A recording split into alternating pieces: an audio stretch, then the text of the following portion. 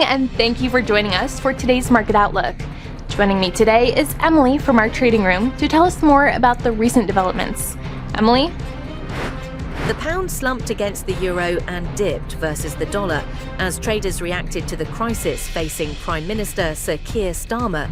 And as expectations of further interest rate cuts weighed on the currency, gold prices rose, buoyed by a softer dollar as investors braced for a week packed with US economic data that could offer more clues on the US Federal Reserve's monetary policy. The S&P 500 and the Nasdaq gained after a shaky start of the week, as technology stocks found their footing following last week's AI spark sell-off, while investors waited for key economic data that could shed light on the Federal Reserve's interest rate path. The dollar-yen pair saw moderate losses in the last session. The stochastic indicator is giving a positive signal. The Bitcoin-dollar pair edged higher in the last session.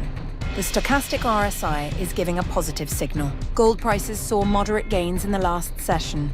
The stochastic indicator is giving a positive signal. Crude oil prices skyrocketed in the last session. The stochastic RSI is giving a positive signal.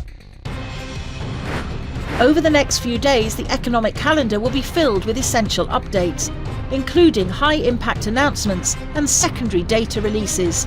These events could provide new insights into market direction and trading strategies. These upcoming releases are essential in understanding broader economic trends.